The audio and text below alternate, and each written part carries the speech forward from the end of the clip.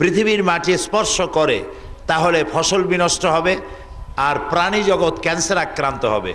এই জন্য সূর্যের উপকারিতাও আছে, অপকারিতাও কিছু আছে। কেন আছে সেটা আল্লাহ ভালো জানেন। সাপের বিষ সাপে কাটলে মানুষ মারা যায়, মানুষে মনে করে বিষ খুব খারাপ জিনিস, কিন্তু এই বিষ দিয়ে এমন ওষুধ তৈরি হয় যা দিয়ে মানুষের প্রাণ রক্ষা হয়। খালি ঠিক কব, সুবহানাল্লাহ বলবো না? তো আকাশের ওই সূর্যের আলট্রাভায়োলেট রে যাতে মানুষকে স্পর্শ করতে না পারে সেজন্য আল্লাহ তাআলা ওজোন স্তর তৈরি করেছেন। OZONE, ওজন মানে পাল্লায় যে ওজন দেয় তা না, কিন্তু একটা ওজোন স্তর আছে। সেই ওজোন স্তর সূর্যের ওই রশ্মিটাকে ঠেকায় দেয় বলে পৃথিবীর মানুষ নিরাপদে আছে। এখন মানুষের কারণেই সেই ওজোন স্তরে ফাটল ধরেছে। সেই ওজোন স্তরে যে ফাটল ধরেছে তা মানুষের আবার টের পেয়েছে। কেমনে ফাটল ধরলো এবং কিভাবে সেটা রিপেয়ার করা হবে সে কথাটাও আল্লাহ মানুষকে বোঝার তৌফিক দিয়েছেন। আর আল্লাহ তাআলা বলছেন, ওমা উতীতুম মিনাল ইলমি ইল্লা কালিলা, আমি তোমাদেরকে খুব সামান্যতম জ্ঞান দিছি, তোমাদের কোনো জ্ঞান নাই, দিছি একেবারেই সামান্য। কত সামান্য? একটা পাখি যদি সমুদ্রের মধ্যে আটলান্টিক মহাসাগরে একটা পাখি যদি তার ঠোঁটটারে ডুবাইয়া যদি ঠোঁটটা উঁচা করে তাহলে কতখানি পানি উঠলো? জি, এক ফোঁটা যা উঠলো কিছুক্ষণ পরে সেটাও পড়ে যাবে। তো মহাসমুদ্রের মধ্য থেকে পাখি তার ঠোঁট চুবাইয়া যতটুকুন পানি উঠাইতে পারে নাই, আল্লাহর জ্ঞানের মহাসমুদ্র সীমাহীন জ্ঞানের মধ্য থেকে পৃথিবীর সব মানুষ একত্রিত হয়েও পাখি ঠোঁট ডুবাইয়া যেটুক পায় নাই মানুষের সেটুকু পায় নাই। এই মানুষ যেটুকুন পেয়েছে, লক্ষ্য করুন, যেটুকুন পেয়েছে তাই দিয়ে মানুষ কোথায় চলে গেছে? মানুষ চাঁদে গেছে, মানুষ মঙ্গল গ্রহে সোজারনাট পাঠাইছে। এই পৃথিবী থেকে 49 কোটি কিলোমিটার দূরে মঙ্গল গ্রহ, সেখানে সোজারনাট পাঠানো হলো। এটা 6 কেজি ওজনের একটা জিনিস, তার মধ্যে রয়েছে ক্যামেরা, এটা পাঠানো হয়েছে সেখানে। ওইখানে নামার পরে ক্যামেরায় ছবি তুলেছে, ছবি তুলে 49 কোটি কিলোমিটার দূর থেকে সেই ছবি ট্রান্সমিট করেছে নাসায়। নাসা থেকে তারা দেখতে পারলো গাড়িটা চলতে গিয়ে কাত হয়ে পড়ে গেছে। পৃথিবীর মাটিতে বসে কাত হয়ে পড়ে যাওয়া সোজারনাটকে তারা কম্পিউটারের মাধ্যমে মনিটরিং করে ঠিক করে দিচ্ছে।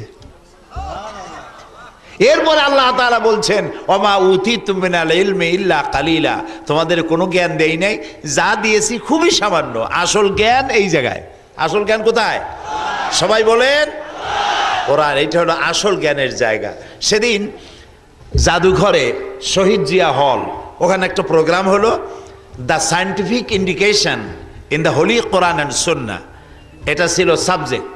এর উপরে বক্তব্য মেইন পেপার উপস্থাপন করলেন সৌদি আরবের এক সময়ের মন্ত্রী, বর্তমান একটি বিশ্ববিদ্যালয়ের ভাইস চ্যান্সেলর জনাব ডক্টর আবদুল্লাহ মুসলেহ। তিনি সেখানে তিনি তার প্রবন্ধ পড়লেন সেখানে এবং প্রজেক্টরের মধ্য দিয়ে বিজ্ঞান এবং কোরআনকে তিনি বুঝাতে থাকলেন। সালাউদ্দিন কাদের চৌধুরী সাহেব, মাননীয় প্রধানমন্ত্রীর রাজনৈতিক এবং সংসদ বিষয়ক উপদেষ্টা, তিনি সেখানে উপস্থিত ছিলেন। তিনি তার বক্তৃতায় বললেন, ইউনিভার্সিটি থেকে লেখাপড়া শিক্ষার পর সুদীর্ঘ বহু বছর পরে আজকে ক্লাসের ছাত্রের মতো কোরআন থেকে কিছু শিক্ষা গ্রহণ করলাম। তো সেখানে আমি আমার আলোচনার মধ্যে বলেছিলাম যে আমাদের দেশে বহু শিক্ষিত মানুষ আছে, মূল শিক্ষিত হওয়া যায় কোরআন যদি জানা থাকে। আমি ডক্টর শহীদুল্লাহর নাম আনলাম, আপনারা ডক্টর শহীদুল্লাহর নাম শুনেছেন? আল্লাহ তাকে জান্নাত নসিব করুন, বলেন আমিন। উনি ডক্টর হয়ে ডক্টরের ডিগ্রি নিয়ে যখন দেশে ফিরেছেন, তো ওই তখন পুরানা বাড়ি তো ছিল পুরান ঢাকার লোকেরা আসিয়া জ্বরের জন্য এসে বলছে, স্যার আমার তো জ্বর হয়েছে, আমার ওষুধ দেন। কারো সর্দি, কারো জ্বর, কারো নিউমোনিয়া, কারো টাইফয়েড। উনি এত বুঝাইতে চেষ্টা করলেন যে আমি ভাষার ডক্টর, আমি রোগের ডাক্তার না। বুঝাইতেই পারলেন না। পুরান ঢাকার লোকেরা বলল, ডক্টর হয়েছে মগর ওষুধ দিবার পারে না। সেই ডক্টর শহীদুল্লাহ মরহুম, তিনি বলতেন, তোমরা নামের আগে যত ডক্টর লাগাও তোমরা পণ্ডিত, কিন্তু কোরআনের জ্ঞান যদি না থাকে তোমরা মূর্খ পণ্ডিত। কারণ হচ্ছে এই জায়গায় যে জ্ঞানটা আছে সেই জ্ঞানটা মানুষের জ্ঞান নয়, মানুষ যে বানাইছেন তার জ্ঞান। সুবহানাল্লাহ বলেন, এটা তার জ্ঞান। তিনি কে? সবাই বলেন আল্লাহ সুবহানাহু ওয়া তাআলা। আল্লাহর নবী বলছেন মা ইয়ানতিকু আনিল হাওয়া ইন হুয়া ইল্লা ওয়াহয়ুন ইউহা। আমার নবী কোরআনের নামে নিজের নফসকে অনুসরণ করে, প্রবৃত্তিকে অনুসরণ করে কোনো কথা বলেন না। আমার নবী যেটা বলেন সেটা হলো ওহী। আমি যা বলি আমার রাসূল কোরআনের নামে সেইটাই বলে। এই কোরআনের আল্লাহ বলছেন, খুব খেয়াল করে শুনুন, এই কোরআনের নিচ দিয়া, উপর দিয়া, ডাইনে দিয়া, বাম দিয়া শয়তান ঢোকার কোনো উপায় নাই। আল্লাহ বলেন এটা আমি পাঠাইছি, আমি হেফাজত করব। তাওরাত কে পাঠাইছেন? আমাকে সাহায্য করেন সবাই মিলে। তাওরাত কে পাঠাইছেন? জাবুর কে পাঠাইছেন? ইনজিল কে পাঠাইছেন? আল্লাহ তাআলা কোথাও বলেন নাই তাওরাত আমি হেফাজত করব, আমি জাবুর হেফাজত করব, আমি ইনজিল হেফাজত করব। আল্লাহ কোথাও বলেন নাই। কিন্তু কোরআনের ব্যাপারে আল্লাহ বলেছেন এইটারে আমি হেফাজত করব। কেন বলেছেন? এই জন্য বলেছেন যে তাওরাতের পরে আরো নবী আসবে, আরো কিতাব আসবে। জাবুরের পরে আরো নবী আসবে, আরো কিতাব আসবে। ইনজিলের পরে আরো কিতাব আসবে, নবী আসবে। এইটার পরে আর কোনো কিতাব, কিতাব আসার জন্য নবী দরকার। কিতাব আসার জন্য কি দরকার? নবী দরকার। তো আল্লাহ তো নবী আর পাঠাবেন না। মুহাম্মদ সাল্লাল্লাহু আলাইহি ওয়াসাল্লাম কি নবী? শেষ নবী। তারপর আর কোনো নবী আসবে না, নবীও আসবে না, কিতাবও আসবে না। তো নবী হচ্ছেন শেষ নবী, কিতাব হচ্ছে শেষ কিতাব, আর আমরা শেষ উম্মত। আমাদের পরে কোনো উম্মত নাই। এই জন্য আল্লাহ এটা হেফাজত করছেন। কেমনে হেফাজত করলো? সব উল্টাপাল্টা হয়ে গেছে, কোরআন উল্টাপাল্টা হয় নাই, কিয়ামত পর্যন্ত হবে না। শুনুন আল্লাহ কি বলেন। আল্লাহ রাব্বুল আলামিন বলেন ইন্না নাহনু নাযালনা যিকরা ওয়া ইন্না লাহু লাহাফিজুন। কোরআন নাজিল করেছি আমি আল্লাহ, আর এর সংরক্ষণের সবটুকুন দায়িত্ব আমি আল্লাহ গ্রহণ করেছি।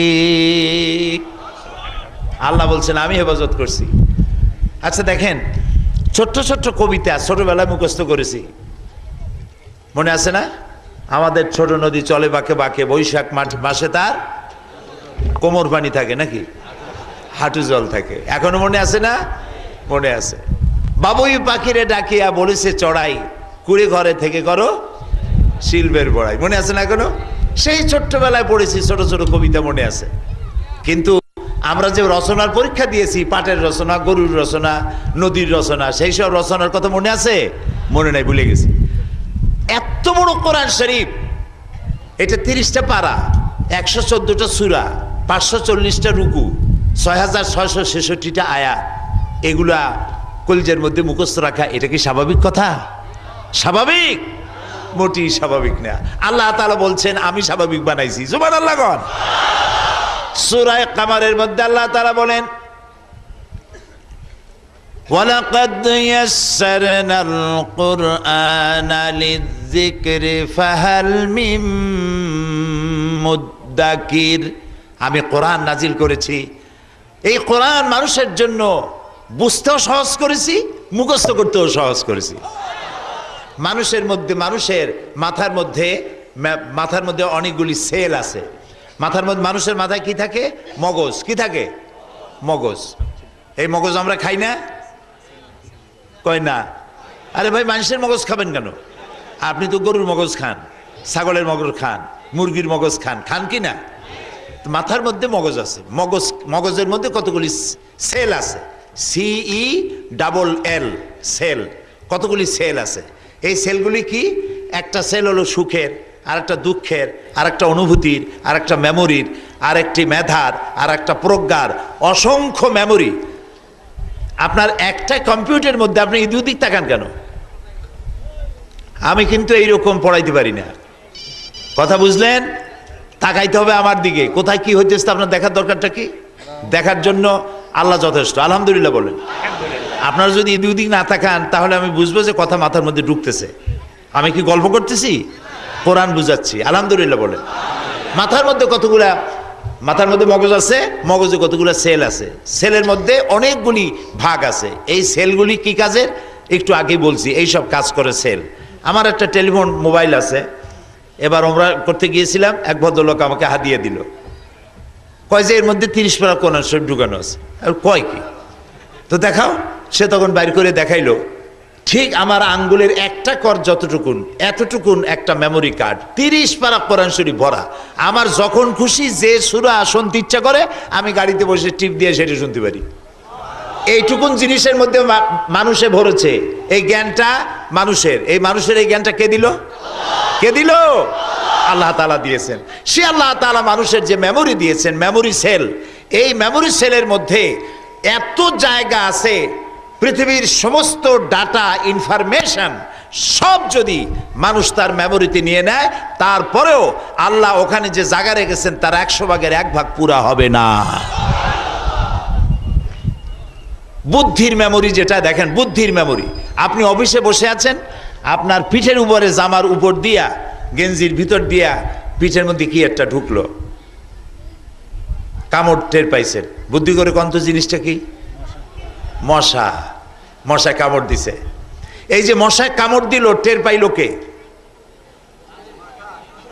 না, মাথায় টের পায়নি, টের পাইল চামড়ায়, যেখানে ঢুকাইছে নিডেলটা, চামড়াটা টের পাইল। অসংখ্য লোমকূপ দিয়ে আল্লাহ বডি সাজাইছেন, অসংখ্য লোমকূপ, কোটি কোটি লোমকূপ, এর মধ্যে একটার মধ্যে গিয়ে ঢুকছে, চামড়ায় টের পাইল।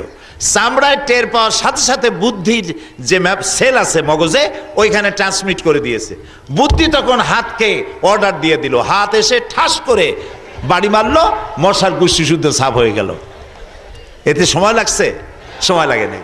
দিনের বেলা হেঁটে যাচ্ছেন বা রাতের বেলা হেঁটে যাচ্ছেন, সামনে দেখলেন সাপ, সামনে দেখেছেন সাপ, দেখছেন কি দিয়া? চোখ দিয়া। চোখ হেঁটে দেখার সাথে সাথে বুদ্ধিতে পাঠায় দিয়েছে, বুদ্ধি ফ্যাক্স, আপনার ওই চোখ ফ্যাক্স করলো বুদ্ধির কাছে, বুদ্ধি ডিসিশন দিয়ে দিল। ডিসিশন দিল কি? লাঠি থাকলে পিটা, লাঠি যদি না থাকে অ্যাবাউট টার্ন, পিছনের দিকে ডবল মার্স। এতে কি সময় লাগলো? সময় লাগছে? 1 সেকেন্ডও লাগে না। সুবহানাল্লাহ কবা না মিয়ারা? এই হচ্ছে আল্লাহ তাআলার জ্ঞান। মানুষের এই বডিটা এত সুন্দর করে সাজায় দিয়েছেন, যদি মানুষ বুঝতো, সব ছাড়িয়ে দিয়ে আল্লাহরে সেজদা করতো, শুধু আল্লাহ তোমার কত কুদরত, কত মেহেরবানি তোমার।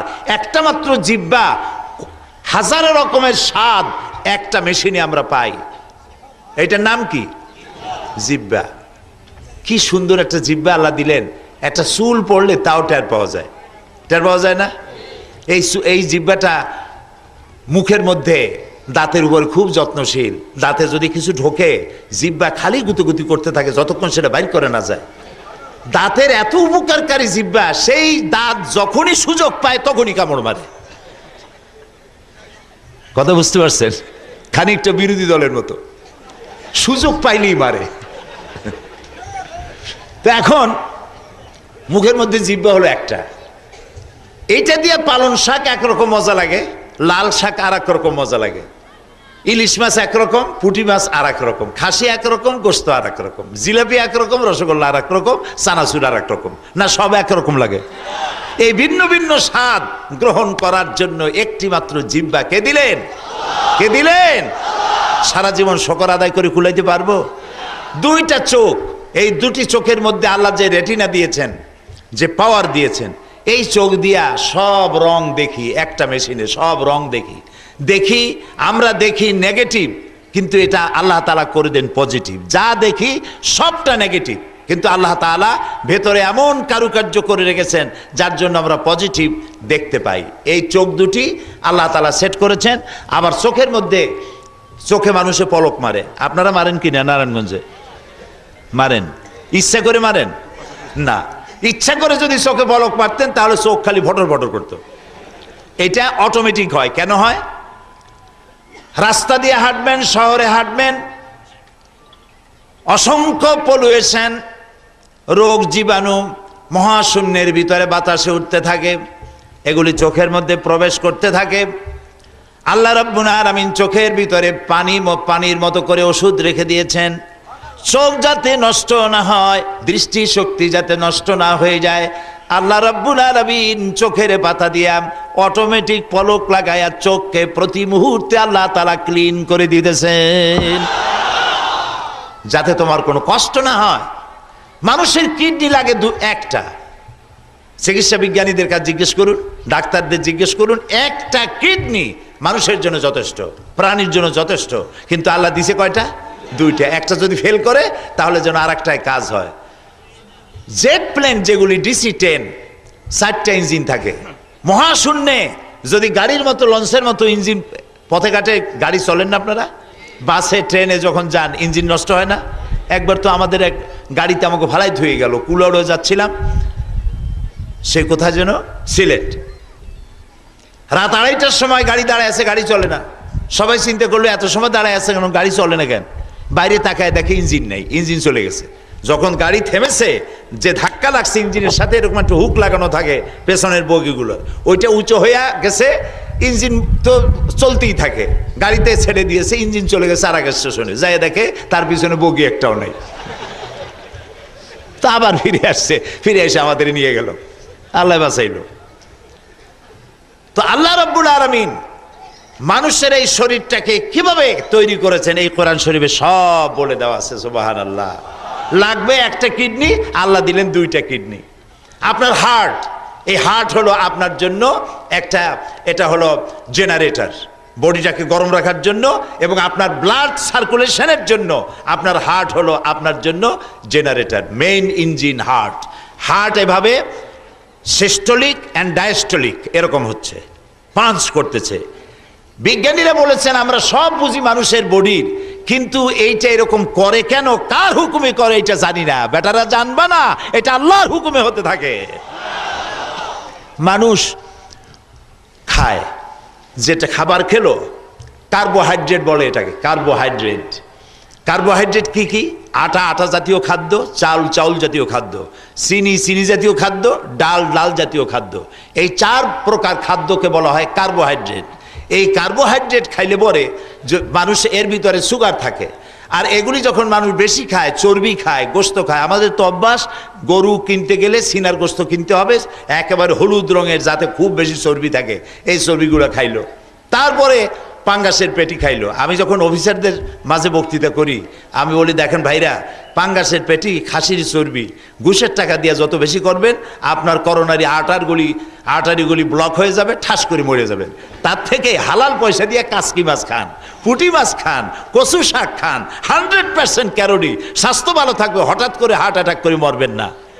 আর পেটটাও তরমুজের সাইজের মতো বিশাল হয়ে যাবে না। কি পেট এক একজনের দেখবেন, ঘরের মধ্যে ঢুকতে গেলে নিজের আগে ঢোকা লাগে না, পেটের ধাক্কায় দরজা খোলা সারা। এখন মানুষের হার্টের মধ্যে আর্টারি রয়েছে, আর্টারিগুলির ভেতরে গিয়ে, এইটা হলো আর্টারি, এরকম ছিদ্র আছে। এই ছিদ্রগুলির ভেতরে যত তেল খাবেন, চর্বি খাবেন, সবগুলি গিয়ে ভেতরে ওই দেওয়ালটা পুরো করতে থাকে। পুরো হতে হতে এক সময় ব্লাড যাতায়াত বন্ধ হয়ে যায়, বেদনা শুরু হয়, এটাকে অ্যানজাইমা বলা হয়। বেদনা শুরু হলো।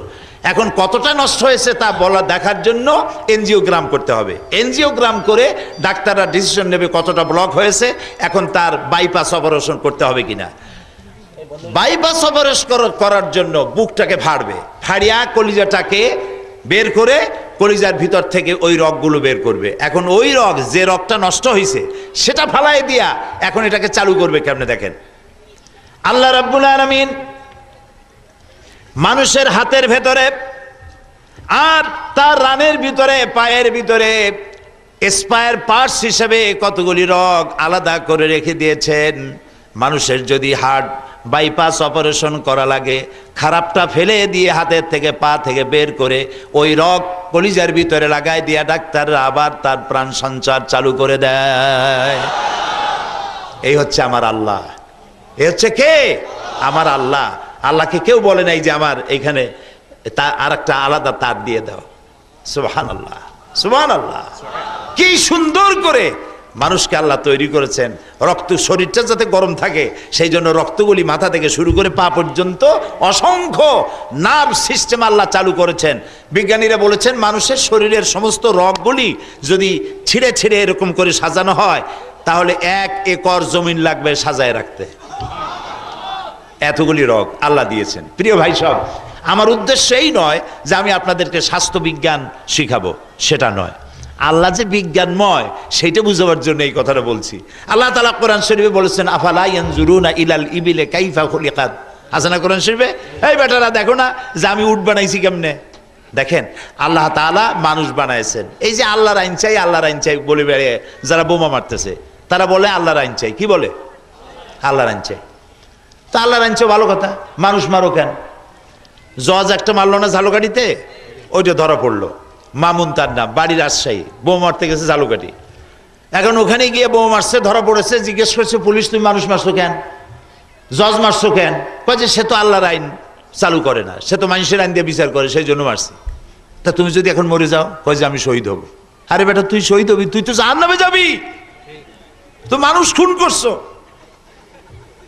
আল্লাহ তাআলা কোরআন শরীফে পরিষ্কার বলে দিয়েছেন, মান কাতালা মুমিনান মুতাআম্মিদান ফাজাযাউহু জাহান্নাম। যে ব্যক্তি মানুষ হত্যা করবে তার জায়গা কোথায়? জোরে বলেন, জাহান্নাম। তুই তো মানুষ হত্যা করেছিস, ও আল্লাহর আইন চায়। আচ্ছা, আল্লাহর আইনটা কি? বাংলাদেশের সবগুলি জজ মারি ফেলাই দিলে আল্লাহর আইন চালু হবে? হবে? আর জজেরা কি আইন তৈরি করে? কথা বুঝে কইন, জজেরা আইন তৈরি করে না। জজেরা কি করে? বিচারকরা আইন প্রয়োগ করে, আইন প্রয়োগ করে। আইন তৈরি হয় কোথায়? অ্যাডভোকেট আবুল কালাম সাহেব আর আমরা যেখানে বসি, সেটা কোন জায়গা? কন্তবুদ্ধি করে পার্লামেন্ট, ওইখানে আইন তৈরি হয়। ব্রিটিশ আইন তৈরি করেছে, সে আইন আমাদের দেশে রয়ে গেছে। আল্লাহর আইন চালু করার জন্য জজ মারবা শয়তান, এটা কি জোরে কন? এটা কি শয়তান? আল্লাহর আইন প্রয়োগ করার জন্য মানুষ মারা লাগবে কেমনে? আল্লাহর আইন কেমনে চালু করতে হয় সেটা বুঝাইছেন দুনিয়াবাসীকে। আল্লাহ কাদের দিয়ে বুঝাইছেন কোন তো? নবীদের দিয়ে। বলেন সুবহানাল্লাহ। নবীরা বোমা মারছে, কাউকে হত্যা করেছে, কাউকে গুলি করছে, কিচ্ছু করেন নাই। আল্লাহর আইনটা কি? কোনো কঠিন বিষয় নয়। আল্লাহর আইন কি? আল্লাহর আইন হলো নামাজ পড়ো, রোজা রাখো, হজ করো, জাকাত দাও, চুরি করো না, ডাকাতি করো না, জেনা করো না, আইল ঠেলো না, বদমাশি করো না, ওজনে কম দিও না, খাদ্যে ভেজাল দিও না। এই তো আল্লাহর আইন। এই আইনটা, এই আইনের জন্য মানুষ মারতে হবে কেন? সে কথা পরে আসতেছি। কারা মারতেছে, কেন মারতেছে, এবং ইন্ধন যোগায় কারা? এটা শোনা লাগবে কিনা? এটা শোনা লাগবে কিনা?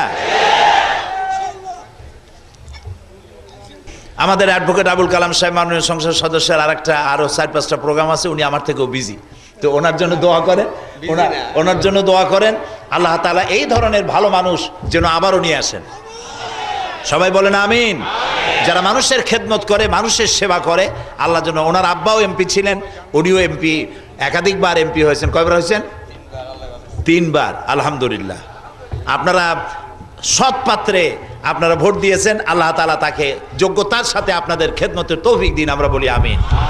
প্রিয় ভাই সব, তো আল্লাহ তাআলা যে কোরআন দিলেন, এই কোরআন দিয়েছেন এই জন্য যাতে করে মানুষেরা আল্লাহর দেওয়া বিধানকে বুঝতে পারে যে আল্লাহর বিধানটা কি।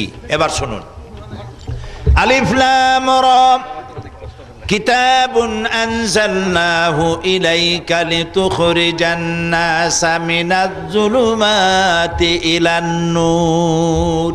আল্লাহ তাআলা বলেন, আলিফ লাম রা কিতাবুন আনজালনাহু ইলাইকা, আমি তোমার কাছে একখানা, আপনার কাছে একখানা কিতাব নাজিল করেছি।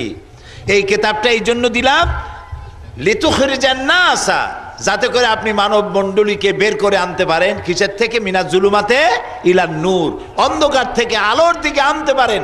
সেই জন্য আমি এই কোরআন শরীফ নাজিল করেছি। সুবহানাল্লাহ। রাসূল পাক সাল্লাল্লাহু আলাইহি সাল্লাম এই কোরআন মানুষের কাছে নিয়ে আসলেন, আর তিনি মানুষকে প্রথমেই তেলাওয়াত করে শোনাইতে লাগলেন, মানুষকে বুঝাইতে লাগলেন কোরআন কি। এই জিনিসটা বুঝানো, মানুষকে বুঝাতে শুরু করলেন। তাওহীদের কথা শোনালেন, ইনসাফের কথা শোনালেন, মানুষকে তাওহীদ, রিসালাত, আখিরাত, এই কথাগুলি আল্লাহ তাআলা তাকে দিয়ে মানুষের সামনে পেশ করালেন। যার কারণে মক্কার 13 বছরের মধ্যে, মক্কি জিন্দেগির 13 বছর ধরে নবী করিম সাল্লাল্লাহু আলাইহি ওয়াসাল্লাম যে কথাগুলি বললেন, ওইটার উদ্দেশ্য ছিল ওই আলোকে একটি সমাজ তৈরি করা, যেখানে চুরি থাকবে না, ডাকাতি থাকবে না, জেনা থাকবে না, বদমাশি থাকবে না। সুন্দর একটি দেশ প্রতিষ্ঠার জন্য আল্লাহ তাআলা তাকে সুযোগ করে দিলেন। এখন তাকে হিজরত করতে হবে, একটি নতুন জায়গায় গিয়ে দিন প্রতিষ্ঠা করতে হবে, আল্লাহর আইন চালু করতে হবে। সে আল্লাহর আইনটা কি এবার দেখেন। আল্লাহর নবী গভীর রাত্রে হযরতে জিবরাইল এসে বলছেন, ইয়া রাসূলুল্লাহ, আল্লাহ আপনাকে হুকুম করেছেন হিজরতের জন্যে। নবীজি ঘুমের থেকে জেগে হযরত আলীকে ডেকে বললেন, আলী, আমার বিছানার উপরে শুয়ে থাকো, কাফেরেরা আমাকে হত্যা করার জন্য এসেছে, তোমরা আমার বিছানায় শুয়ে থাকো, আমার চাদর মুড়ি দিয়া শুয়ে থাকো, আমি মদিনায় চললাম। হযরত আলী বলেন, ইয়া রাসূলুল্লাহ, হে আপনার বিছানার উপরে আপনার চাদরটা মুড়ি দিয়ে আমি শুয়ে থাকব, সকালবেলায় কাফের বেঈমানেরা আমাকে আপনার বিছানায় আমাকে মুহাম্মদ সাল্লাল্লাহু আলাইহি ওয়াসাল্লাম মনে করে আমাকে তারা কোপায় কোপায় টুকরা টুকরা করে বিদায় করে দেবে, আমার মনে কোনো দুঃখ থাকবে না, আমার মনের ভিতরে তৃপ্তি এটাই হবে যে আমি আল্লাহর নবীর জীবনের বিনিময়ে আর আমি আলী আমার জীবন দিতে পেরেছি, এটা আমার জীবনের তৃপ্তি হবে। নবী করিম সাল্লাল্লাহু আলাইহি সাল্লাম হযরত আলীকে শোয়ায় রেখা হযরত আবু বকর রাদিয়াল্লাহু তাআলা আনহুকে সাথে করে নিয়ে তিনি চলে গেলেন কোথায় কোন তো মদিনায়। কয়দিন সময় লাগলো? 13 দিন। খাইয়া না খাইয়া উটের পিঠে ঘোড়ার পিঠে উঠা দিনের বেলায় বিশ্রাম নিতেন, রাতের বেলায় চলতেন। 13 দিন সময় লাগলো। মদিনায় পৌঁছে গেলেন, মদিনায় গিয়ে মসজিদ প্রতিষ্ঠা করলেন এবং কোরআনের আইন চালু করার জন্য একটি রাষ্ট্রের ঘোষণা দিলেন। এবার কোরআনের আইন চালু হয়ে গেল, আল্লাহর আইন চালু হলো। আল্লাহর আইন চালু হয়ে কি হয়েছে লক্ষ্য করেন, বুঝতে চেষ্টা করেন কি বোঝানো হচ্ছে। মদিনায় গিয়ে রাসূলুল্লাহ প্রেসিডেন্ট হলেন। বলেন তো কি হলেন? রাষ্ট্রপতি। তিনি এবার আইন দিলেন। আইন দেওয়ার জন্য সংবিধান দরকার। সংবিধানের নাম কি? কোরআন শরীফ। এই আইন যখন চালু হলো চুরি বন্ধ হয়ে গেল। কেন চুরি বন্ধ হলো? কেন মানুষ চুরি করে কেন কন্ত? পেটের জ্বালায়। ঠিক বুঝতে পেরেছেন, পেটের জ্বালায় চুরি করে, ডাকাতি করে। ইসলাম এসেই মানুষকে খাবারের নিশ্চয়তা দিল। সুবহানাল্লাহ বলেন। রাসূলুল্লাহ বলেছেন প্রত্যেকটি মানুষের জন্য, মুসলমান বলেন নাই শুধু, প্রত্যেকটি মানুষের জন্য ফান্ডামেন্টাল রাইটস, তার 5টি অধিকার আছে, মৌলিক অধিকার। কয়টা অধিকার? 5টি। গোনেন আপনি। খাদ্য, বস্ত্র, শিক্ষা, চিকিৎসা, আরটা কি? বাসস্থান। মুখস্থ আছে হাদিস। এটা কি হাদিস? এটা কি হাদিস? তিরমিজি শরীফের হাদিস। রাসূলুল্লাহ বলেছেন এগুলো তো আজকে নেতারা নতুন নতুন কথা বলতেছে, এই কথা তো রাসূলুল্লাহ আগে বলে রাখছেন। প্রত্যেকটি মানুষের এই 5টি মৌলিক অধিকারকে কনফার্ম করতে হবে, গ্যারান্টি দিতে হবে সরকারের। রাসূলুল্লাহ সরকার গঠন করলেন, 5টি জিনিসের গ্যারান্টি দিয়ে দিলেন। বৃদ্ধদেরকে ভাতা দিলেন, যে মায়ের সন্তান হয়েছে তাকে ভাতা দিলেন, যুবকদের বেকার ভাতা দিলেন। এখন চুরি আর থাকার কথা? চুরি আর থাকবে? চুরি নাই, ডাকাতি নাই, জেনা নাই, ব্যভিচার নাই, দরজা, সবাই দরজা খুলে ঘুমাবার সুযোগ পেল। সুবহানাল্লাহ। দরজা খুলে ঘুমাবার সুযোগ পেয়েছে। নবী করিম সাল্লাল্লাহু আলাইহি সাল্লামের শেষ সময় সূরা নাজিল হলো সূরা নাসর। আল্লাহ তাআলা বলেন, ইযা জাআ নাসরুল্লাহি ওয়াল ফাতহ ওয়া রাআইতান নাসা ইয়াদখুলুনা ফি দীনিল্লাহি আফওয়াজা। যখন আল্লাহর পক্ষ থেকে মদদ আসবে, বিজয় আসবে, দেখতে পাবে দলে দলে লোকেরা ইসলামের মধ্যে প্রবেশ করছে। সুবহানাল্লাহ। এটা কি? এটা হলো কাফেররা মনে করছিল মুহাম্মদ সাল্লাল্লাহু আলাইহি ওয়াসাল্লাম আমাদের দুশমন, আমাদের মূর্তি ভাঙবে, আমাদেরকে আমাদের পূজা করতে দেবে না, আমাদের ধর্মকর্ম পালন করতে দিবে না, এইটা তাদের ধারণা ছিল। কিন্তু তারা দেখলো মুহাম্মদ সাল্লাল্লাহু আলাইহি ওয়াসাল্লাম মদিনায় এসে ইহুদিদের সাথে খ্রিস্টানদের সাথে এগ্রিমেন্ট করেছেন, চুক্তি করেছেন। সুবহানাল্লাহ কবেন না? এদের সাথে শান্তি চুক্তি করলেন তিনি। এবং এরপরে মানুষের খাওয়া পড়া, শিক্ষা, চিকিৎসা, বাসস্থানের গ্যারান্টি দিয়ে দিলেন। লোকেরা ভাবলো যে আমরা খামোখাই তো এই লোকটার সাথে বিরোধিতা করেছি, উনি তো আমাদের শত্রু না, উনি তো সমাজকে সুন্দর করেছেন। যে মেয়ে লোকের, যে নারীর কোনো ইজ্জত ছিল না, নারী মানেই হলো ভোগের সামগ্রী, আর নারী কন্যা জন্মগ্রহণ করার সাথে সাথে পাথর মেরে মেরে ফেলতো, মাটির নিচে পুঁতে রাখতো, এই জ্বালা যন্ত্রণা দিত, মেরে ফেলায় দিত। আছে না কোরআন শরীফে? সেই নারীগুলিকে সম্মান দিলেন রাসূলুল্লাহ। কত সম্মান দিলেন! রাসূলুল্লাহ বলছেন একটা ঘরে যদি কন্যা সন্তান পয়দা হয় সেখানে রহমতের ফেরেশতা নাজিল হয়ে যায়। আর আমাদের দেশে কিছু লোক আছে, বউর যদি বারবার মেয়ে হয় শেষ পর্যন্ত বউটারে তালাক দিয়ে দেয়। আচ্ছা কোন বারবার যদি মেয়ে হয় সেজন্য কি বউ দায়ী? এটা আল্লাহর ইচ্ছা। এই কোরআন শরীফে আল্লাহ বলছেন আমি কাউকে পুত্র দেই, কাউকে কন্যা দেই, কাউকে কন্যাও দেই, পুত্রও দেই, কাউকে কিছুই দেই না। ক্ষমতা কার? জোরে বলেন। আল্লাহ তাআলার ক্ষমতা। ওরা মেয়েগুলিকে মেরে ফেলে দিত। আর রাসূলুল্লাহ বলছেন মেয়ে যেখানে হয় আল্লাহর রহমতের ফেরেশতা আসে এবং মেয়েটার মাথার উপরে হাত বুলায় আর বলে কি জানেন? আবু দাউদ শরীফের হাদিস। রাসূলুল্লাহ বলছেন ফেরেশতা বলতে থাকে এটি একটি ছোট্ট মেয়ে, এই মেয়েটিকে যে আদর করবে, যত্ন করবে, স্নেহ করবে, দিন শিখাবে, ঈমান শিখাবে এবং বয়স প্রাপ্ত হলে সৎপাত্রস্থ করবে, এই মেয়েটিকে এ ধরনের সাহায্য যারাই করবে আল্লাহর সাহায্য তার প্রতি কিয়ামত পর্যন্ত অব্যাহত থাকবে।